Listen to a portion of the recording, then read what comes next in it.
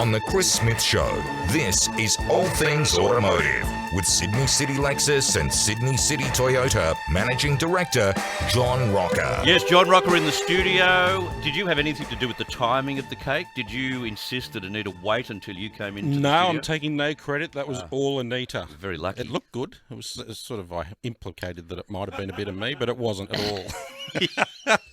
But happy birthday, or Thank you. as they would say in the old country, feliz cumpleaños. Yeah, very nice. Very nice. 131873. If you've got a question for John Roca, it doesn't matter what it is. But it's got to be about automotive things, all right? So cars in particular. If you've got any question about your car, the car you're looking at, or the car you've been waiting for, 131873 is the telephone number, and what might be coming down the track. There are big things coming down the track for the motoring industry in the years ahead, especially electric vehicles. If you've got a question about that, go for your life, 131873. But we want to talk about car sharing today. I don't know much about it, but John, you're here this morning. How exactly does car sharing work? Yeah, a lot of people would have heard about it, Chris. I think you see the cars driving on the road and you see these special spots on the side of the road, taking up your valuable car spot. Oh, that angers me because they're usually empty. Yeah. They don't have cars on them, you know, those green. Correct, and you can't spaces. park there yourself. It is frustrating, but let me tell you, if you subscribe to car sharing, it's a really good thing. Right. And it has been popular. It was introduced in 2015 in the main. So a lot of people are using these services today, although they've had some sort of ups and downs. It took off really, really well, but then when COVID struck, it became a bit of an issue because people didn't want to share anything, let alone a car. Yeah. So they're on a little bit of a rebound, but a lot of people don't actually know what these cars are about or how they're used, but they actually have a place in society. And it's interesting because some research was done and they say that every car share vehicle replaces 10 other cars on the road. Oh. So it's good for the environment, I guess, for emissions, for traffic. And so forth, but not for everybody. Not for everybody, but let's just presume we don't have a problem with, you know, sharing a car with someone, although currently in COVID, I would have thought that's problematic. Where do I go? How does it work? Who shares the car? Do they have to be geographically positioned near each other? How does it work? It works it works better in CBD areas or I guess where the population is, but they are spreading right across Sydney and suburbs and all parts of Australia. But the way it works is you simply join online. So you'll find one of these companies online. You'll join, you'll get an app. That app basically does everything. So once you join, it costs nothing to join. You just pay as you use the car. So you'll have the app, you'll plug in your details, some license details to make sure you have a license. In about 3 minutes, you get approval over the line. It says you're good to go. That app will actually unlock the car. It'll set the car for you. In most cases, you're insured. You've got roadside assist if you need it. Fuel is included in the majority of them as well. So all you do is you approach the car with your mobile phone, press your code on your app, jump in the car, off you go.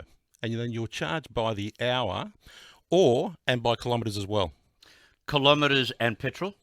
Petrol included in most of them, Chris, in the fee. So when you return the vehicle, you don't need to do anything to it. Right. And you can return it to a certain spot. The other good thing about it is, as your question was, is where is the car? The app will tell you where the car is. And you can actually book that car ahead of time. So as you're approaching it or walking towards it or getting dropped off, that car's reserved for you so nobody will come in and jump in front of you. Right. So it's a really good service. The technology is amazing. See, it's interesting. This week, I didn't use my car for 3 days. There you go. And we were discussing this over lunch yesterday about whether we get rid of the car and use one of these car sharing apps or car sharing systems. Yep. Because there are times when we don't need the 2 cars that we have in the family. There are other times when we could do 3. Yeah. But, you know, there are times when the car's sitting around for 3 days. The average Sydney driver drives a car an hour and a half a day. But pays the repayments are 24 hours a day. True. So you're paying for your car while it's sleeping, while it's in the garage. So the other advantage of this is, particularly in the current market. So I've actually done the research to say, should I sell my car or should I use this service? So if you do between 10 up to 15,000 kilometres a year, this is not a bad option for you versus paying insurance, rego, CTP, the whole lot. But if you're doing 15,000 and above, keep your car. See, I wouldn't do more than, say, 13, 14,000. Yeah, well, you could be in that category. You're borderline around that. Under 10, certainly have a look at it. Yeah, It's a much cheaper option. You have an empty garage, you can put more junk in. That's right. More junk to put in the car park. I love that.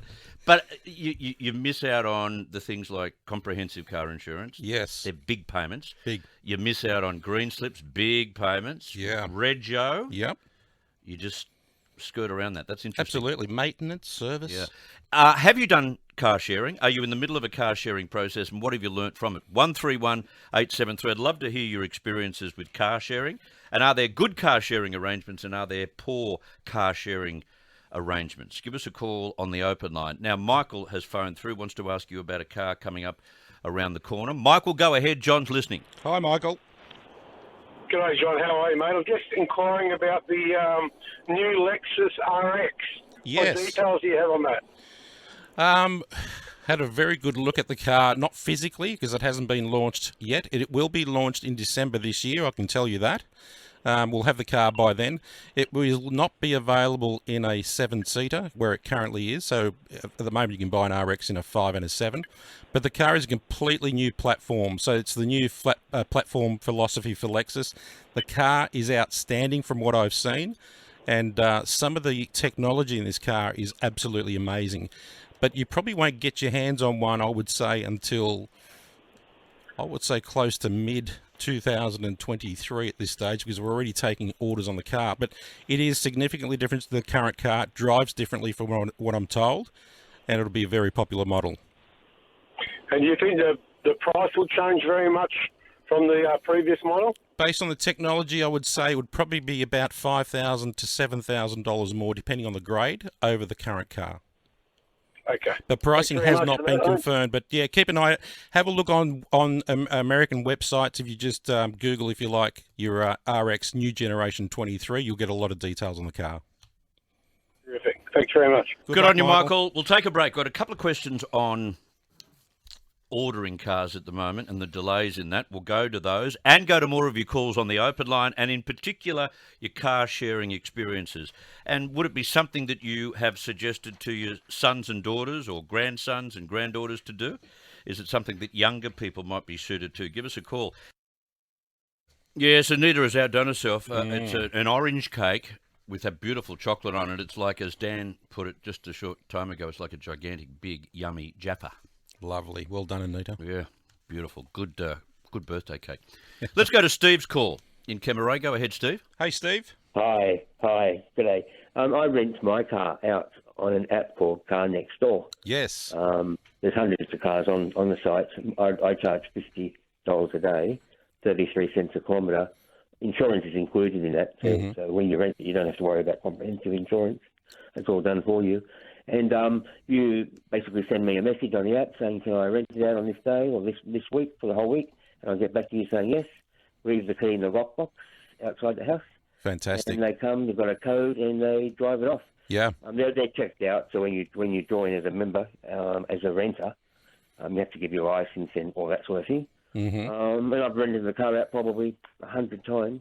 I only Fantastic. had one problem, 99, been fantastic. Yeah, it's a great side of it. Beneficial to you financially?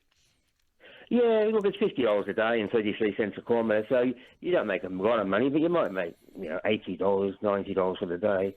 I mean, I've rented it out for a week and made about $400. Yeah, it's pretty good, isn't it? It's the other side of it. We were just talking about that during the break, that you can make money out of this by renting your own car. And during COVID, or with more people working from home, it's an ideal thing to do. So with sitting there doing nothing rather than paying, you're actually collecting money. Yeah, it's painless because, the person just sends you a message and you leave the key out in the lockbox and you don't have to worry about who they are because they've already been checked out by the company, Car Next Door.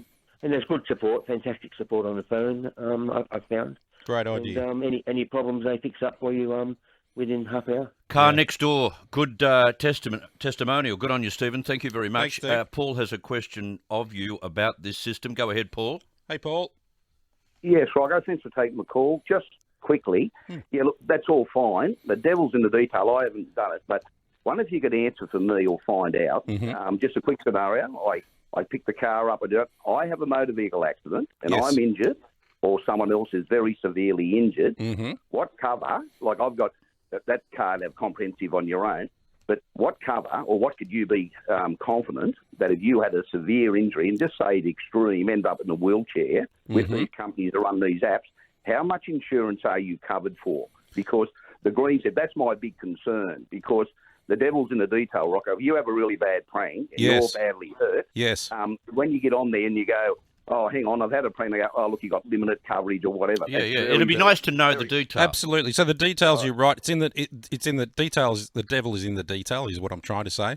Most insurance companies will cover the same way, but read the details. They're online. If you look at the website, it will tell you.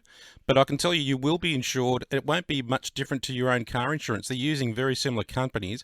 The only one that I'd watch out for is have a look at what the excess is, because when I've had a look at the sites, that's the part that really varied in terms of an accident. So some were as high as $2,000 for the excess, and others as low as $500. But I think in terms of insurance and injury, you're okay. Okay. Now tell me, why don't the car companies get involved in this?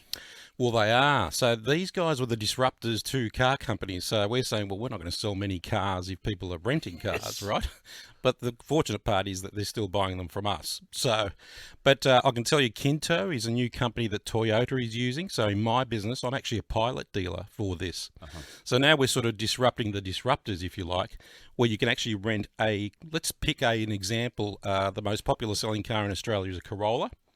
And you can rent a Corolla for, I've got some numbers here, it's $10.40 an hour and 30 cents per kilometre. Okay. And that includes everything, insurance, fuel, the whole lot. That's very competitive.